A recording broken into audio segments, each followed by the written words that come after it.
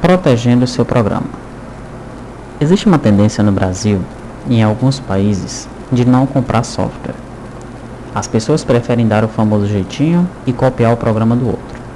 Afinal, para que comprar se posso copiar e ter de graça? A prática de copiar programas alheios sem autorização é conhecida como pirataria. É bom ter em mente que pirataria é crime. Desde 20 de fevereiro de 1998, o Brasil está entre os países que possuem legislação específica de proteção à indústria do software. O infrator fica sujeito a detenção de 6 meses a 2 anos. Nesse caso, a pessoa que está usando o sistema.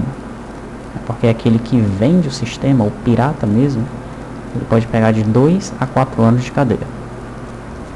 Combinada com a Lei de Direitos Autorais, a Lei do Software permite que as perdas e danos do titular do programa sejam ressarcidos pelo valor equivalente a 3.000 cópias do software pirateado. Mas tais ações não têm freado os piratas, e o melhor mesmo é você se precaver, ou seja, criar proteções para os seus sistemas. Vamos observar alguns exemplos de proteção. Então, existe a proteção conhecida como nag screen. O programa sempre exibe uma tela avisando que é uma cópia de execução restrita, ou algo semelhante, e solicita o registro do mesmo por um determinado período. Quais são os prós? O usuário sempre é lembrado com uma tela de aviso que está com uma cópia restrita. Quais são os contras?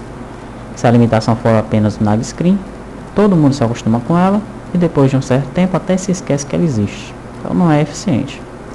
É tipo aquela telinha que aparece no zip, aí você fica clicando lá no I agree e deixa pra lá, vai utilizando mesmo e nunca você chega a registrar aquele programa.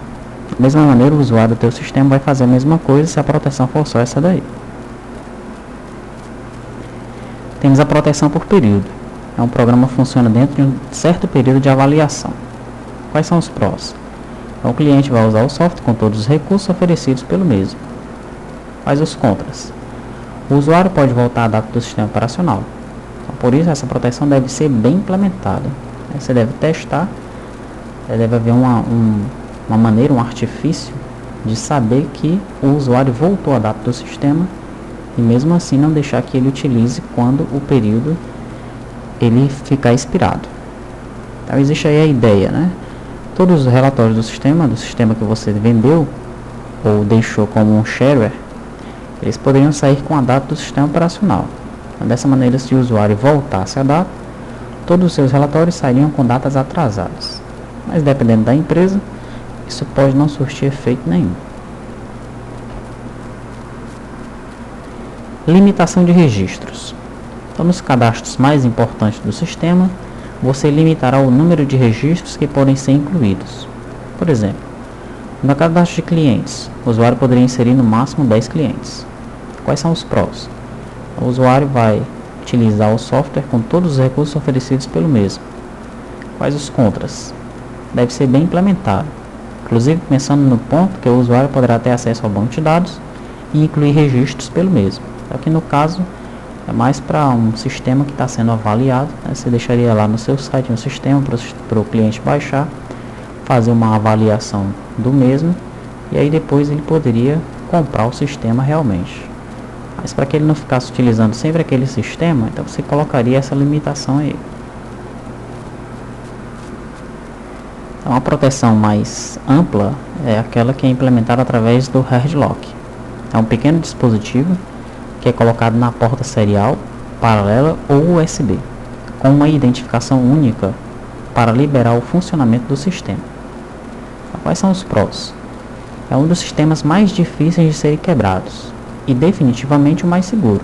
Ele garante a taxa de uma licença por máquina, que é o ideal. Quais são os contras? É o custo do hard lock por cópia licenciada e alguns problemas com periféricos. São usados naquela mesma porta. Você deve adquirir um kit de gravação e um hard lock para cada cópia de distribuição. Não é muito caro, mas o seu software deve compensar isso, obviamente. Aqui nós estamos vendo a imagem de um hard lock, né, que o cliente coloca, nesse caso aqui, na porta paralela do computador.